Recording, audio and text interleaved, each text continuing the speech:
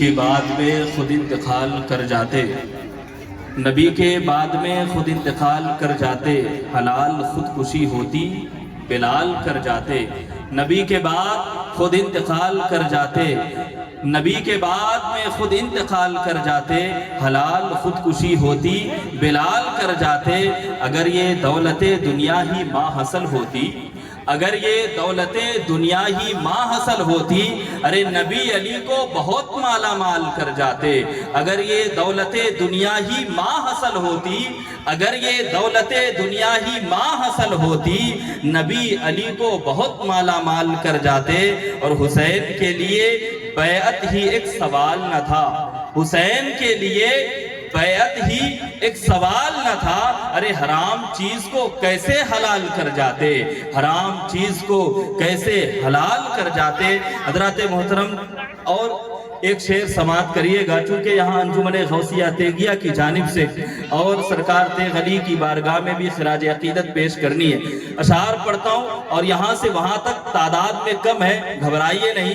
72 کربلا میں بھی تھے، تعداد میں کم تھے، لیکن اللہ نے انہیں فتح عطا فرمائی، اور آج بھی ذکر انہی کا ہوا کرتا ہے۔ تو اپنے آپ کو کمزور نہ سمجھے، بس مچل کے کہہ دیں یا رسول اللہ۔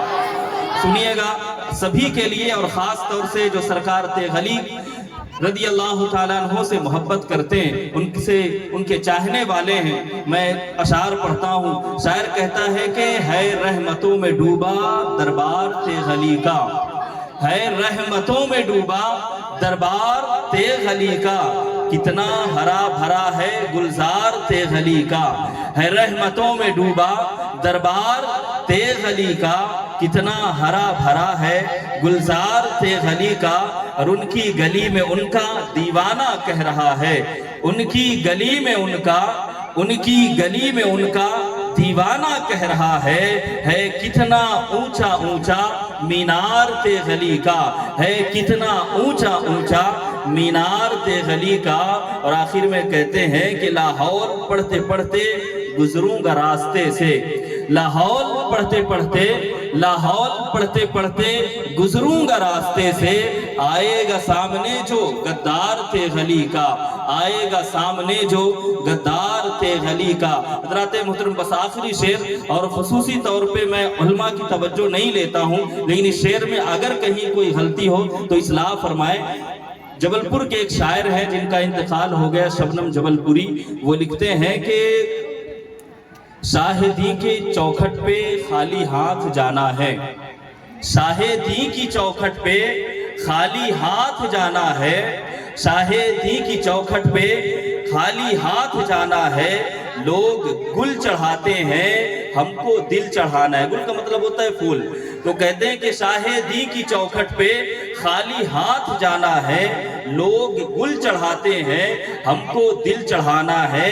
اور ایک ہی مسلح پہ دو امام ہے شبنم، ایک ہی مسلح پہ دو امام ہے شبنم، ارے پشت پر نواسا ہے اور بندگی میں نانا ہے، پشت پہ نواسا ہے بندگی میں نانا ہے۔ آئیے حضرات محترم، بڑی تیزی کے ساتھ آج کے ہمارے مہمان خصوصی، مقرر خصوصی، میرے مراد خطیب اہل سنت، مفکر اسلام، ناشر مسلک اعلیٰ حضرت خطیب افریقہ حضرت علامہ مولانا رئیس احمد صاحب قبلہ مصباحی کا استقبال نعرہ تکبیر و رسالت سے کر لیں۔ نعرہ تکبیر، تھوڑا بلند آواز سے نعرہ لگائے، نعرہ تکبیر، نعرہ رسالت، نعرہ رسالت، جشن غوث الورا علماء اہل سنت، نعرہ تکبیر، نعرہ رسالت۔